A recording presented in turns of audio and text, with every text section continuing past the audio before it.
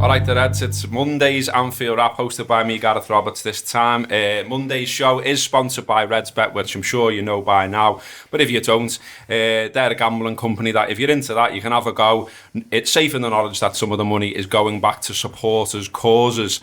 Obviously, gamble responsibly, and when the fun stops, and all that kind of stuff. But there you go, there's the RedsBet plug at the start of the show, as it says I should do on this agenda. Joining me today to talk about the Reds, I've got Andy Heaton, Adam Melia, Kev Walsh, Lizzi, Doyle, and James Sutton. Big, massive room to talk about what? International football? As if. We're not going to get into that. You know what we all think about that. We're not going to have that debate yet again. We're going to talk about the Reds instead. We're going to talk about that it's been a great start to the season. It's going to be a bit of a review show, if you like. So, starting off, James is looking at me. Go ahead. Unbeaten in the league so far, James. Are you feeling good about the Reds?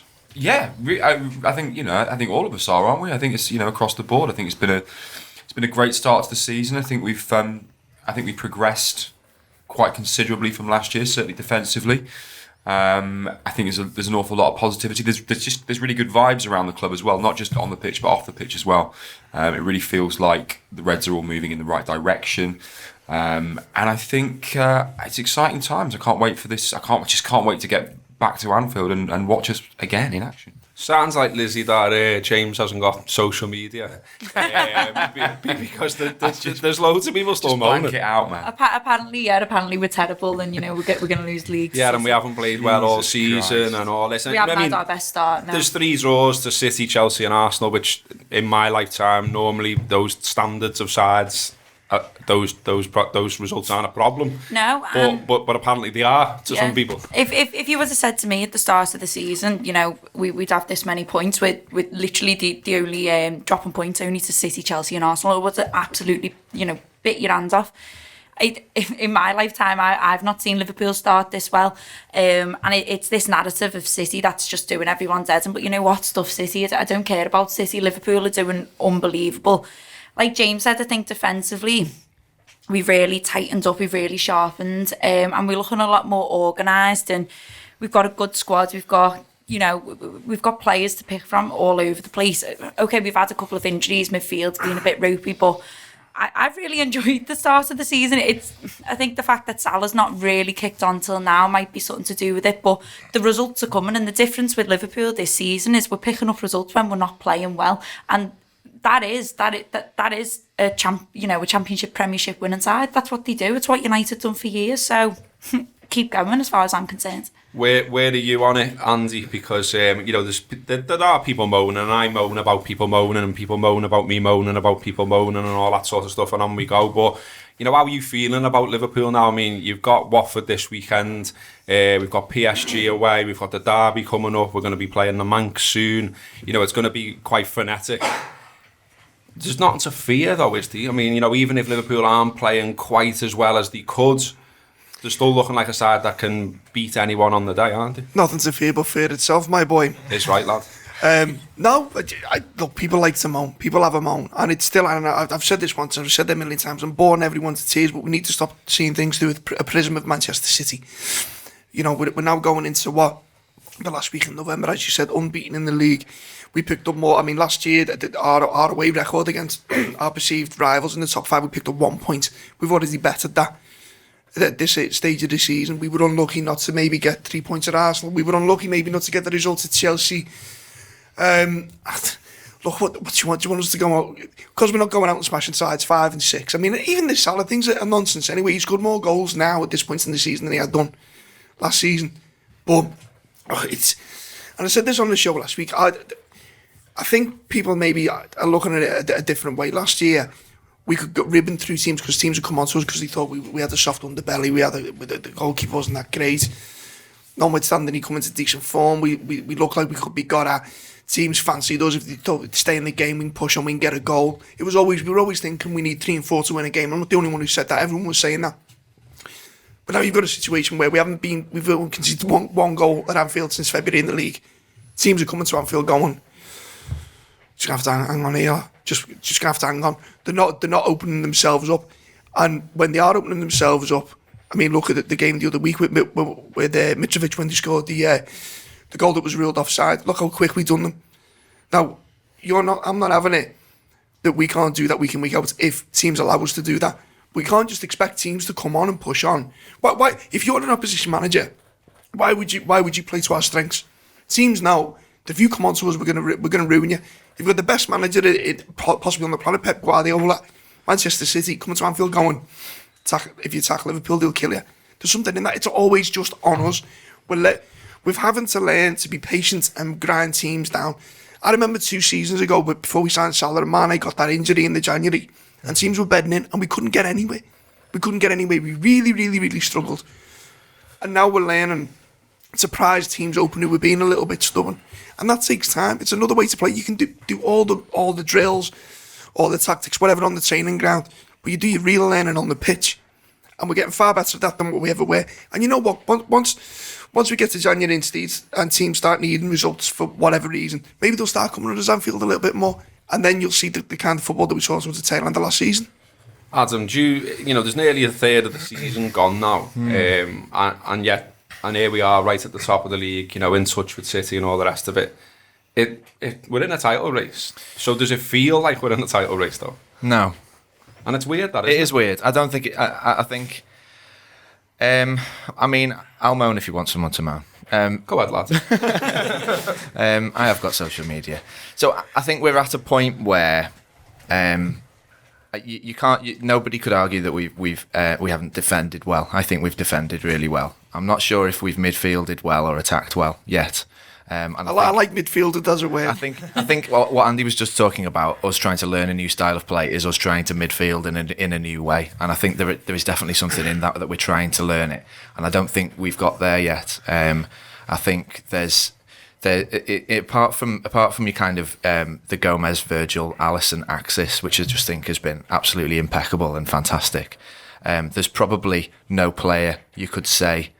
You probably wouldn't put any other player from the team at that level. And I think the midfielders in particular, we probably haven't quite found the right balance yet. I think Keita hasn't probably started like we'd have wanted to. And I think when we think about Keita as the Coutinho replacement, if that was kind of what he was meant to be, as the Oxlade-Chamberlain type player that's going to kind of drive through and offer something different against teams that are, 2 banks of 4 up against us, that's something which hasn't quite happened yet.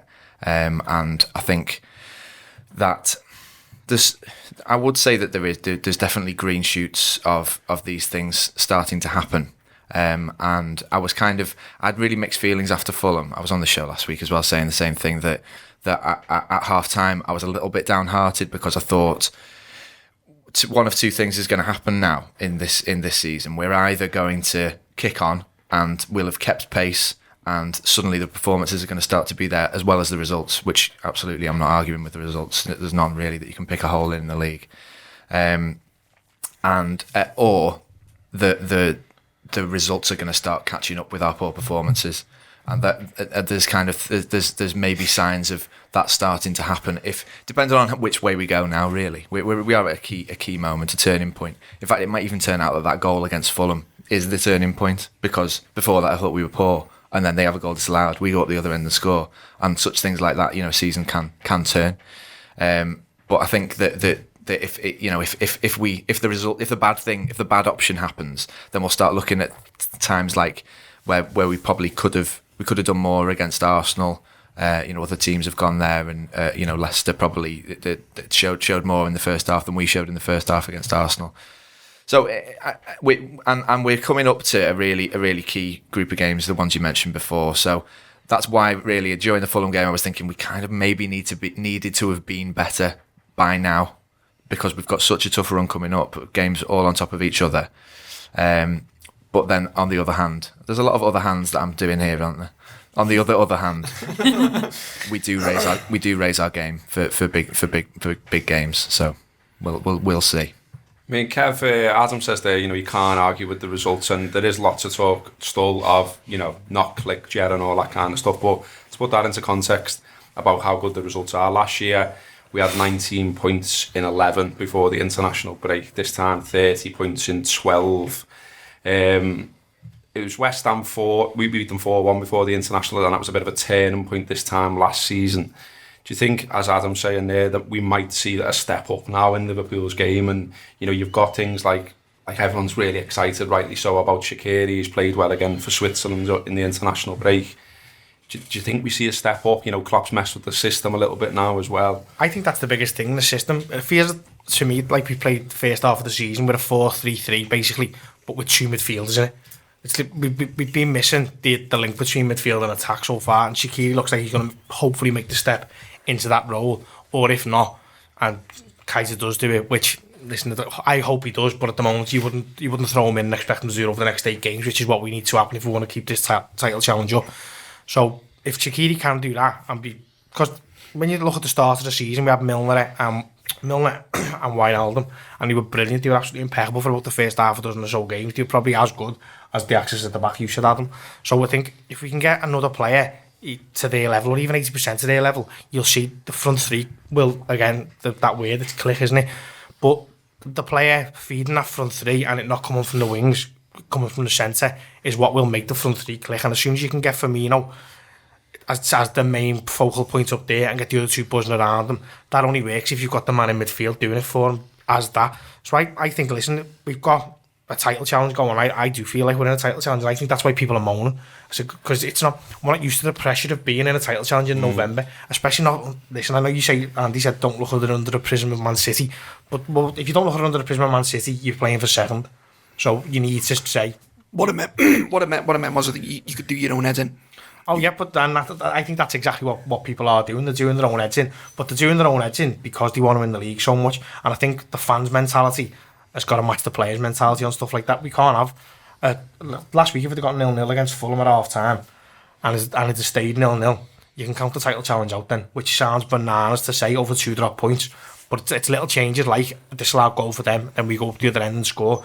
They are what title challenges are built on them. I know, but what I mean is I'm getting a little bit fed up in so much as you talk about Fulham. Look, I'll take a win. Look, a win with great football is a win with great football, but I don't buy into the, I can't enjoy this because we beat Fulham by 2 or whatever it is because City have just won by 6. No, I don't think there is a bit of that. I don't think, well, maybe, but I think City have already put it to bed. The fact that it doesn't matter how many we beat teams by as long as we do. What I'm saying is, it doesn't matter if we beat them 1-0 or 5-0. Because we're not going to get the same goal distance as Man City. That's 100%, I agree with you. So as long as we get the 3 points and not 1, I think that's the difference there. And we've got three games coming up now: Watford away, Everton at home, and Bournemouth away. And they're not. Do you know what I mean? They're not game. If you had to pick 3 games, you wouldn't go, perfect, we'll click right into gear for that, would you? You'd say, I'll take getting any sort of win in all 3 of them games and go away from there. And the game after that, then Man United.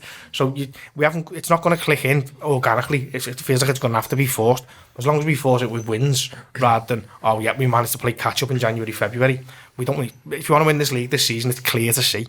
We need to. The league will be won and lost as much in November as it will in May for me. But shouldn't there be like more of a feel of like a collective goodwill about this side, because it is a good side, and yet it feels like, you know, you go into Anfield. I mean, okay, there's circumstances around Fulham because the kick-off time and the day and all that kind of stuff, but nevertheless, when I'm saying it doesn't feel like we're in a title challenge, it's because it's not like we're all busting a gut as a group of supporters to get this team to play as well as it can. We're all sort of, it feels a little bit to me like a lot of people are sort of going, they're going to fuck up soon.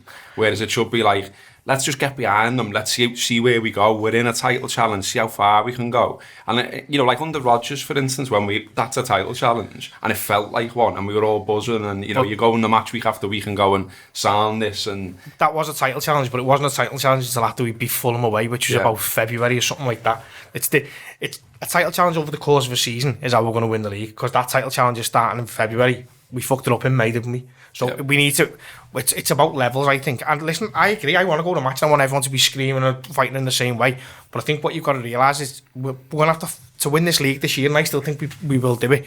We're going to have to win it over the course of a 38-game season, whereas we would have won the league in 2014 over the course of 12 games at the end. Well, look at Leicester. Look at the points total Leicester have when they won the league. Exactly. Is that interesting to think of what you two were just talking about, when it starts to feel like it? Because that was, for me, in 13-14, Kev said Fulham. I think, for me, it was a bit earlier, but not that much earlier. It was Tottenham away. So at this point of that season, I wasn't feeling like it was a title challenge. And maybe you were, but I wasn't until Tottenham, and Kev wasn't until Fulham. I'd be very surprised if you were feeling at this stage of that season, because I don't think anyone else was. But yeah, I mean, the funny thing is, as Neil said, the players always were, but the fans weren't until whatever point they sort of all jumped on. And that's an interesting one, because I think all we've really got to do is keep pace, and then at some point it will start feeling like that. Well, Exactly. Isn't that a reality though, James, as well, that, you know, like there's very few sides, and it's already been mentioned around the table, I think Lizzi said before, but there's very few sides ever that have absolutely blitzed the league by playing football brilliantly for 38 games. It's about sort of coping with the adversity, isn't it? And you know what you're seeing from Liverpool, like the midfield's constantly referenced as being an issue. But you know, you've got Henderson's got another injury now on international duty. You've had Cater out with the back injury. You've had Oxlade-Chamberlain not available all season. Obviously Coutinho left, wasn't replaced. Tried to get Fekir, didn't get him. You know, and I could go on. So what I'm saying is that Liverpool have coped with that adversity quite well, and that they're still on City's tail. So again, shouldn't this be engendering a bit more positivity? But I do get it. I do get it. Like, you know, I was saying at the top of the show, you know, how excited I am, and I'm really enjoying this season. And you're right, there is a lot of vitriol and a lot of negativity on social media, and I've seen it. I have said, but I don't give it a huge amount of credence. But I think for me, you know, the strength in depth that we've got now is paramount now, and you can see it coming through. Like you say, we've had some really bad injuries. We've had some really shit luck with injuries so far. Let's not forget. And to be where we are, you know, is huge for us, I think. And you know, to go back to the kind of defensively as well, I mean, I think we conceded, God, was it something like we conceded 17 goals at this point last season or something like that, and we've conceded 5 now. You know, and Andy's right what he was saying before. You know, teams are coming to Anfield and playing us now, and they know they're going to have to work so hard to get a goal, and the harder they work, the more difficult they're making it for themselves. And for me, that's a professional way of playing football. That's a really smart professional setup that we've got now. But that doesn't lend itself to those 4-5-0, you know, 6-1 victories that we had last season. So actually, I kind of get it. You know, there aren't montages week in, week out on Twitter of, you know, goals and performances. You know, it's the 1-0s and the 2-0s and stuff, but that's equally as exciting. And like you say, if we get to February and we're in touch, we've got, when we play City on New Year's Day, I think. Second, I think it is, isn't it? Second. Yeah, I think so. I mean, that's, you know, if we're in the same position where we are now come New Year's Day, I mean, it could be, you know, it could be huge. It could be huge for us. And actually, our run over Christmas, yeah, it is a lot of games in a short amount of time. But there's Newcastle in there who, you know, aren't great. The Manx are shite.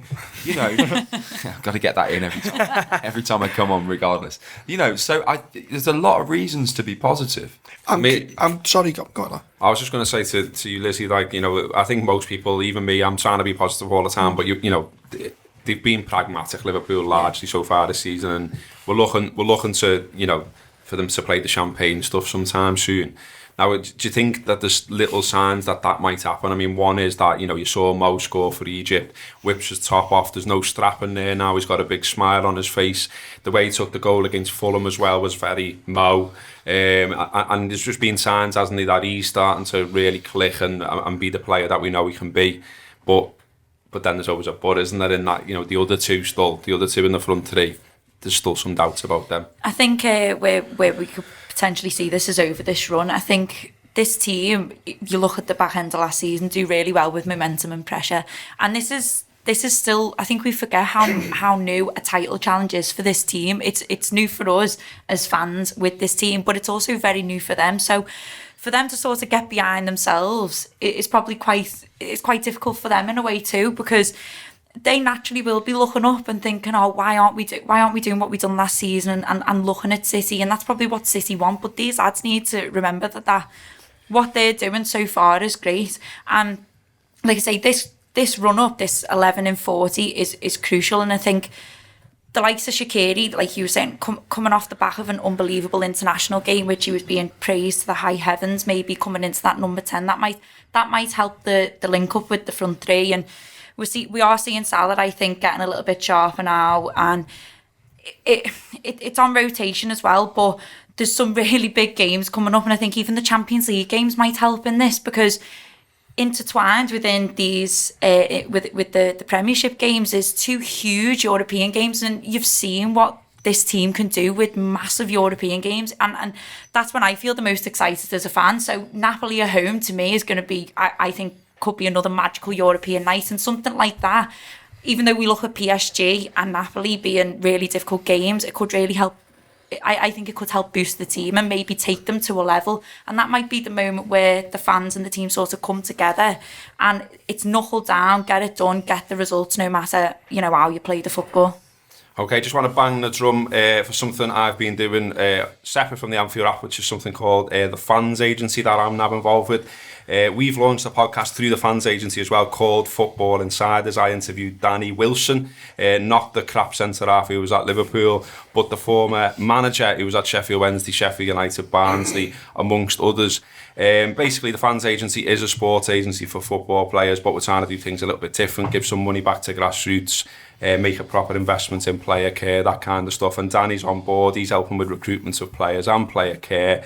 A quick clip then of the podcast that we did with Danny Wilson. If you want to listen to the full thing, it is on iTunes, it is on Spotify, you can find it on YouTube as well. And do us a favour as well and just follow the Fans Agency on all the social media platforms, because it then looks like I'm doing a decent job. So anyway, here is Danny Wilson talking about Paolo Di Canio and managing him and what that was like.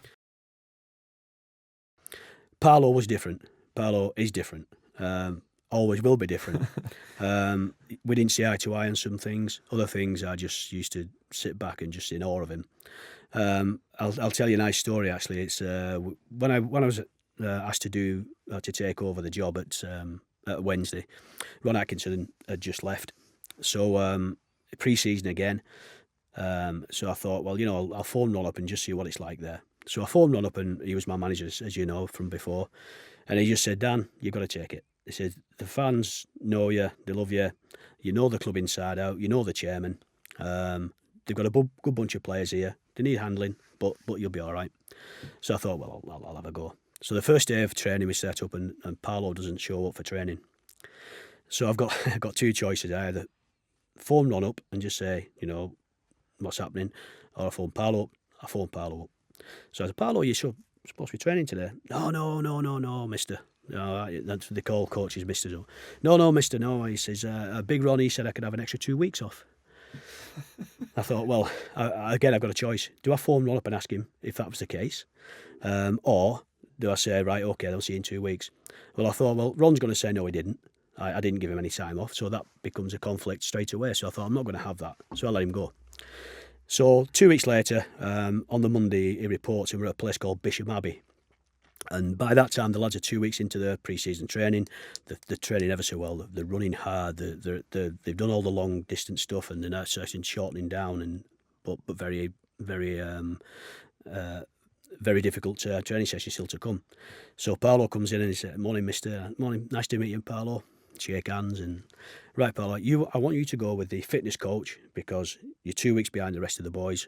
Go with a fitness coach, do a little bits with them. He said, "Oh no, mister, no, I'm not doing that. I'm with the players. I want to go with the players." Paolo, I can't afford you to get injured. You're one of our better players. You've got to look after yourself. Yeah. No. I'm the fittest man here. I wouldn't have it anyway. So I thought, well, if that's the case, we'll have to see. The proof's will be in the pudding. So we set off, and at the time the boys are doing track work, and so we've got 800 metres, 400s, 200s, 150s, and then back up again. It's really, really demanding from a player's point of view. So I put Paolo in the fastest group. So I put him in Carlton Palmer, was Roland Nielsen, all these type of players who really could run. So we put him in the main group. So we finished all the running, and the lads are absolutely whacked. So afterwards, we just sat down. Paolo comes over to me and says, "Thanks for that, mister." He won every race bar one. Wow. Every race bar one. And my respect went up there. I thought, well, you put yourself in a position where your mouth was shooting off, but you came up with the goods, Adam, the next run of games then, that was Danny Wilson and was Danny talking Wilson, about Paolo yes. Di Canio. You're not taking Danny Wilson the centre half on then, Robbo? No. No, I don't think so. after Mate. I mean, that you never know. You never know. Is he still playing him? Yeah. Is he still playing? Yeah. Yeah, is he still up in SPL? Scotland? Yeah. I mean, I could get Danny Wilson to go and watch Danny Wilson. Just and get various Danny Wilsons involved. Danny Wilson's involved. There's another one as well. That was Danny There's a Wilson singer, with Danny Mary's Prayer. That's the one. I was convinced that song was in 3 Men and a Baby, and it turns out it isn't. Something you get on your mind. Anyway. There you go. Anyway, okay, the next run of games. Lizzie touched on it. 11 games in 40 days coming up. Lizzie's been doing some proper research here, which is new Not for too this bad, show, isn't it? It's so she's saying here that last year there was a run of 13 games in 44 days from the 18th of November to the 1st of January. And how did we do in that run last year? We done Lizzie asks. 25 points and 13, Gareth. Funny you mention. So, does that give you any hope that we're going to go on a great run this time, Adam? I mean, I have got those hopes, and I think that there's, as always with Klopp, I always sort of feel like I know what he's doing, and that there is and I think there's quite often a method to his madness. And if we can describe the way that we've seemed to have been in third gear so far this year as feeling a bit mad compared to City, who seem to be in top gear, then if the method of that is that at some point we are going to kick in and we really have been keeping some gears back, fitness wise, especially, but also kind of in the style of play, we haven't really been pressing. The stats have been showing we haven't been pressing as much as we used to. So if that's by design and now we start, then jobs are good, and that would be that I'd be fully on board with that idea. We just won't know until it happens, really. I think that these games coming up, I'm actually, something Lizzie said before made me think there's a permutation where we're going to have to beat Napoli by more than 2 goals. I almost think we could do with that. That's the sort of thing where, I'm not going to sort of, obviously I'd rather we beat PSG away and we've qualified, but that sort of thing is part of what makes Liverpool, isn't it? Oh God, they need to win pressure and that excitement. Need to win by those 2 goals, because the last thing you want is they go through with a draw. Oh, that's a terrible situation, having to go to Anfield for the last group game and all you need's a draw. Yeah. Oh, I hate them. So yeah, I think sorry, what was talking about that. We're talking about a mad run last year, a mad run this year. But I said 25, or Lizzie said 25 points in 13. But there were results in and among there that people were unhappy with. So there was a draw with West Brom, there was a draw with Chelsea, there was a draw with Everton, and obviously as well, Klopp's first season as well. Quite a lot of rotation in them actually, because there was rotation within the Everton draw. Remember, he's been burned out though at that stage of the season, hasn't it? And so you're right to say that they will have sat down, won't they, Andy, and said at some point, right, okay, what do we do to legislate for the fact that we've seen our team burn out over that mad Christmas period? What can we do differently? And Adam might be right in that, all of this, or at least some of this, could be by design, couldn't it? Well, if you're looking for positives, you could look at with the rose-tinted glasses on, saying they've kind of managed the performances, shall we say, against Fulham, because they have gone for it on occasion. PSG at home being one, and you can't. It's not like, and I know I said don't look through a prism of Man City, but I'm going to do that right now. But you look at Man City, they can change, they can make 5 and 6 changes every game and go hell for leather and not worry about burnout because they can rest players, bring them in. We can't, and I think you're exactly right. You can see that if you're going full pelt, like every single game, you are risking. Well, number one, you're risking getting done, losing confidence, losing form and fitness, and we're already, I wouldn't say threadbare, but as you say, Keita hasn't settled in as much. Fabinho's only just finding his feet. I actually think against Fulham, for all the moaning about the performance, I thought he looked pretty good. It'd be interesting to see how that comes about. You've got actually Chamberlain who's going to be out for the rest of the season. But I'd like to think it's being managed, and we are waiting to go bang and then go on a run. But even then though, you've even got to manage that. I mean, you've got to the expectation over the course of the season. I find it curious about talk about this pressure of a title challenge. Whereas, and you mentioned the Rodgers thing, and it didn't really kick until the new year. I'd love to play with that freedom of not, because it brings that pressure. I think it's counterproductive. I mean, it's great to be in the title race, but I want to be enjoying the football, and I think the Rodgers side, because they didn't have that pressure initially, it allowed them to play with a little bit more freedom. Under the radar, weren't they? Yeah, there was a freedom there, whereas every single thing now, and I feel now every single pass. I mean, I always find it funny what the reaction is when a ball when a player miscontrols a pass and it goes out into touch for a throw-in. Depends who it is. If it's Van Dijk, it's don't worry, mate. And if it's not, like, fuck off. No, but it happened with Trent against Fulham. I think Andy Robbo played the ball over to him and he just miscontrolled it slightly and it went out, and you could hear there was an audible. Whereas it's a fucking throw-in, who's asked. Yeah. But that can't think. Yeah, there's a thing that everything's got to be perfect. Exactly. It's expectations, and the reason that season under Rodgers, that we had so much freedom and so much joy, and the players showed that on the pitch. Because we had Ali Sissoko playing for us. You took the words right out of my mouth, because nobody expected us to do fuck all. But it's a good point, actually. Sorry, James. John Flanagan that season come from nowhere, no pressure, no expectation. Yeah. It's about expectations. If a kid comes in now, you get fucking crucified, because we all know Trent's mustard.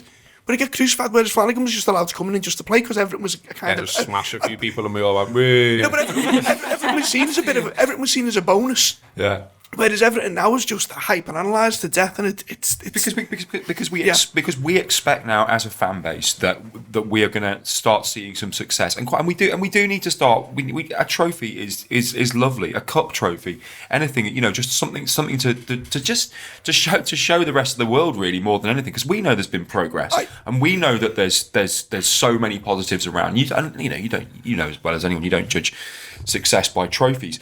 But that season under Rodgers, there was no pressure and no one expected us to do anything. This season, look, on the back of how well we did last season and what we know this squad's capable of, how good these players are, how good Jurgen Klopp is, one of the best managers in the world.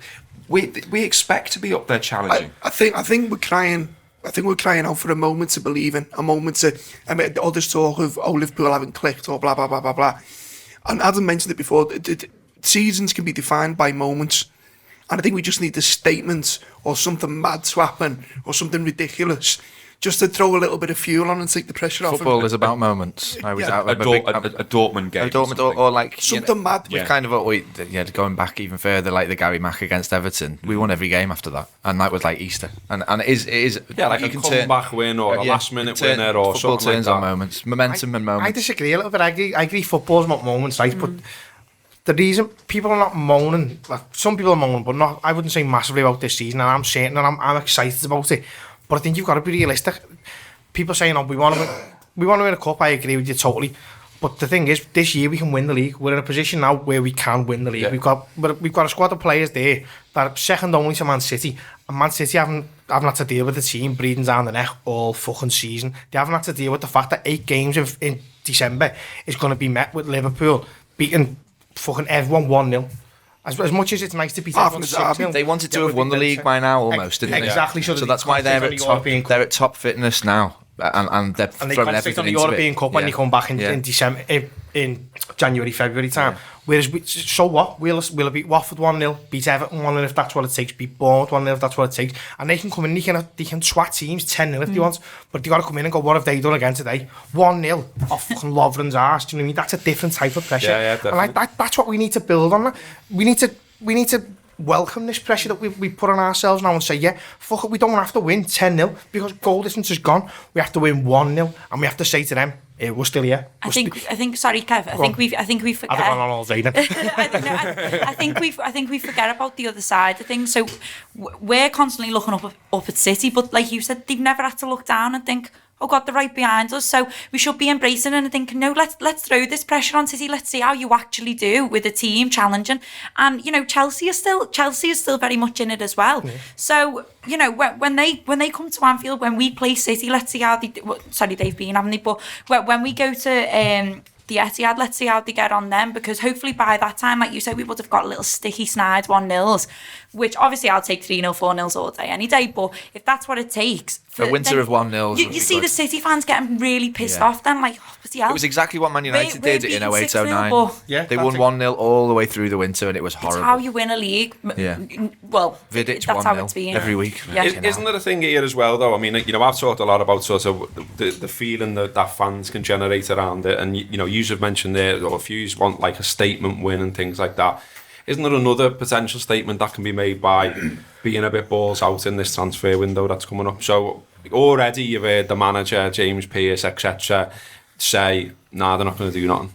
And like, isn't there a part of you all where you go, just fucking buy someone, make the squad even stronger, because we're in a title race and you should invest and have a go, because this might be the best chance we have for a long time.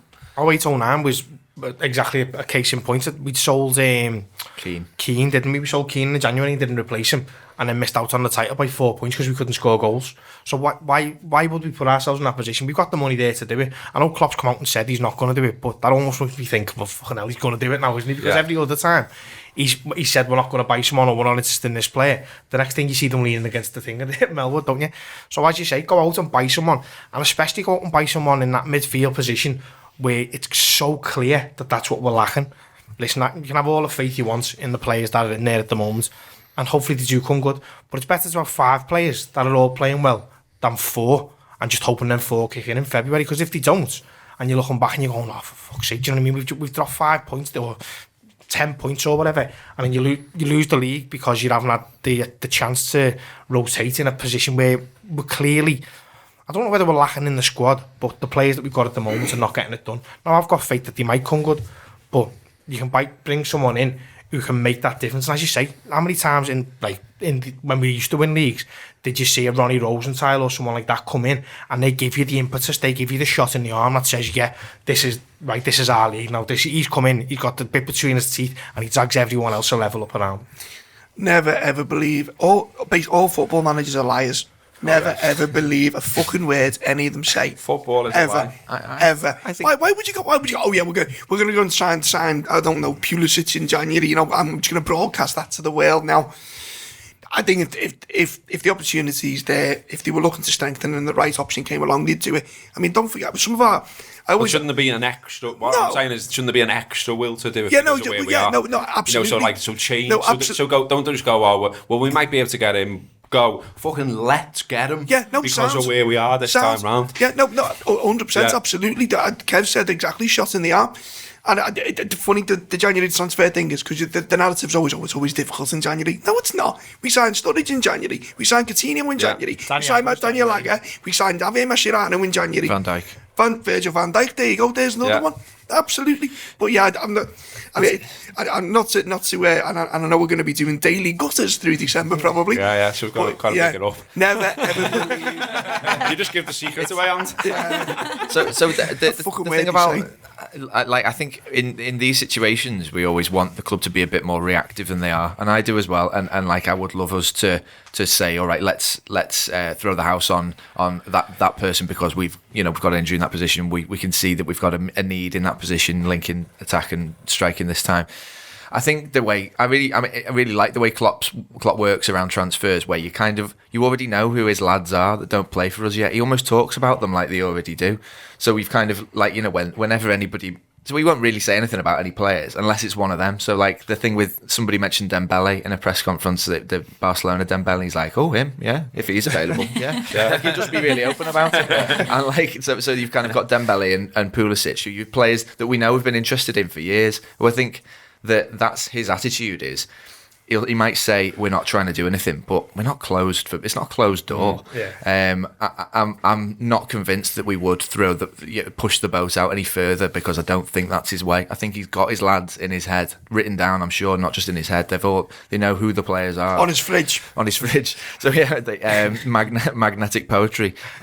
I think that it's interesting as well once you know who they are. So the midfield ones. I was thinking about this the other day because I was watching a video of, I can't remember what his name is. Demir Bey, is it? That plays for Hoffenheim. Can't remember what his name is. I couldn't pronounce it either. Do you know what I mean? I know you so mean we've been linked with him, and I watched a video of him, and he plays just like James Maddison, and like Maddison plays a little bit like Rabiot. So you sort of know what sort of player we're going to end up with there, just from the ones we've been linked with. I really like the way he works. That he's got that sort of bank of players, and if we don't get one, then there's two more. Ramsey could be the one for that. Yeah, no, he's a similar one as someone well. like that in that just head available. up, like just players who are head up with a nice touch in midfield. The thing is that we know, don't we, with this run coming up, that he's going to start rotating. He's going to have to start rotating, and last season obviously rotated more than any other manager in the league. This time around, not really had perhaps the options to do so, and certain players played so well that they sort of picked themselves and that kind of thing. But this run now, he's going to have to start leaning on the squad, and you're looking at front three options. Well, people don't seem to like it when Solanke gets a go, and yet he scores a couple there for the under-21s. There's Kev's not happy already, but you know what I mean. He's in the squad, and what's the other? The other options. You saw what's his name? We forgot his name now. The Belgian fella. You're seeing him come on the other week, and everyone was like, "Whoa!" Forgot he was even at the football club. But he's being linked to Wolves. So if he goes in January, then you are going to see Solanke on the pitch at some point, or Brewster maybe if he gets I'd back to fitness. I'd rather watch Ryan Brewster if he gets fit. I think. Yeah, I think. So this is the have we got enough question. Yeah. I mean, everyone keeps saying we've got a massive squad, but have we? We have, if we haven't got lots of injuries. I mean, our midfield at the moment, it does look pretty bare for options, I think. Defensively, Degsley Lovren coming in and out of the first team, I think is really good, and he's looked a lot better when he's come on, which has been excellent for me. Fullbacks, I don't think. I mean, apart from Gomez occasionally going out there, I think that stays the same. But yeah, midfield, I don't know what our options are really. I mean, the problem we've got with the midfielders is we're bringing Lallana in, and he was a great player for us. No, he's broken. He's broken. He's finished now. Yeah, he's done. He was never the quickest anyway. He wasn't that strong really. He had quick feet. He just slows everything down when he comes on. And that's exactly what I was saying before. But the link between midfield and attack has got to be lightning quick. Really it's got to be a 20-30 yard ball played to feet, but directly at the goal. It can't be a touch, a turn, and then out to the wing, because as soon as that happens, our front three's movement is negated to that. Then so that midfield, I honestly think that's the most important bit of the squad, and I'd have Ramsey to have a go with that. I really would. I think he could, if you get him for next to nothing in January, and you can put him as the link between midfield and attack, and he's played that role for the last 10 years at Arsenal. And listen, and Oxlade-Chamberlain didn't set the world on fire at Arsenal, but we're missing him to death now, aren't we? So I think having someone like him to come in and just link them. Honestly, I feel like that's the key. If we can link that midfield and attack, I think we'll win the league. And if we don't, we won't. I honestly think that's the key position on the whole pitch. You've got to start giving Shaqiri a run in the starting 11 as well, haven't you? I think as well though we've got to be careful not to put too much on Shaqiri, because you're looking at the squad like in the front three as to if one of them drops out, who comes in. So Firmino, you'd argue Sturridge, but obviously Sturridge has had a lot going on in the last couple of weeks, to put it mildly. Origi didn't exist for God knows how long, then all of a sudden he comes on, his air touches the ball and he's back in the game. Solanke, like I say, scored for the under-21s, hasn't even seen the bench this season. So people will start going, yeah, well you can slot Shaqiri in that front three, but then everyone wants Shaqiri to play in the number 10 role, and it's like we've got to remember that we need to rest him as well. That role is key. I agree with you, Kev. I think that needs to be targeted in January, because that could make... Because there's also what people argue that Firmino should drop a bit deeper, but then Firmino, I find when the shape has changed, doesn't sit as comfortably, which affects the team. He does. I don't know which way it is. I can't figure it out, whether if Firmino's playing well, the team play well, or if the team don't play well, Firmino doesn't. I think it's Firmino plays well, and he plays his best when he's closest to the opposition goal, and the players coming around him, and he's the link. I think that's where he needs to be there, and for him to be there again is that position, and that's what's key. I think we need them sort of counter-attack situations for Firmino to look his best, though. When you imagine Firmino, it's him doing a great one-touch spin or pass in one of those three-pronged, four-pronged counter-attack things that we haven't seen that much of yet this season. I've sort of wondered whether he's kind of, there's a few things happening for him. He's scratching for form, but I think also the way that teams have set up against us have meant that he hasn't been able to be his proper self quite yet. I think he'll be all right. I think he'll be there. The thing is, I mean, despite Klopp's words or what James Pearce might have reported or whatever, we know, don't we, Andy, from the Fekir chase, if you like, that the manager has previously identified a type of player that he wants, a hole in the squad, if you like, and so that hole still exists because he didn't come and we didn't get someone else instead. And, people around the table are still saying that's the type of player we need. So there is hope there that something happens in the transfer window, isn't there? Yeah, no, I agree. The thing is, I think I agree and I don't. I think with Fekir, I think it was the deal was right and he liked him. I think it was more the player rather than the position. I think you can get fixated around it, to be quite honest. I always found it curious. You look at club systems in Dortmund, he played Coutinho in the role he played him in because Coutinho was probably the best in the world in that position, so you got to find a place for him. But he's never really had a natural number 10. And if you look where Fekir played, I watched when Real beat Man City in the Champions League earlier this season. Fekir wasn't playing centrally; he was playing normally on the left hand side of the midfield, kind of where Mane stuck out now, fully enough. So, Coutinho. Yeah, in that inside leftish channel and not central. So maybe he's looking to reinforce the attack as a whole, as opposed to looking for a specific X type of player. He's just looking for a fucking good footballer to complement the front three. I think it'll annoy me if we get Fekir. I'll quickly get over it. That's good to know. But if we get him, then it means will we just be in minge bags in the summer and trying to get him for a lower price? I heard talking about Dembele. I had a cracking story about Dembele on the grapevine the other day, off the back of Klopp being mentioned with him and linked with him. And there was a story about when he was at Dortmund, when he left Dortmund, his house was a shit tip, and they had to, and his ex-landlord had to take him to court to get him to sort his gaff out. Guess whose landlord is? Go on. Klopp. Fucking. We've gone early on these, haven't we? So I'm not signing this kid because he left me flat like a fucking fucking scruffy bastard. That's early for blah blah was in the back of me car. And he said blah blah. Hey, this is well sourced. I'll tell you when the mic's off. I think we can leave it there, can't we? We've done 42 minutes. We've got a clip in there as well. It's been an international break. There's not loads and loads of red stuff to talk about on this particular show, but there will be through the week. There's loads more on Tour Player. £5 a month if you haven't had a go with that already. And also as well, everyone's getting the Crimbo shopping in now. You can buy an Anfield Wrap subscription for the red in your life. So go to the Anfield Wrap shop, have a look, and buy a sub. It's something different and it's better than a pair of socks, I reckon. That has been the Anfield Wrap, sponsored by RedsBet. Do check them out as well. They very kindly sponsored us all season and helped us keep going. That's been the Anfield Wrap. Thanks to everyone around the table. Up the fucking Reds.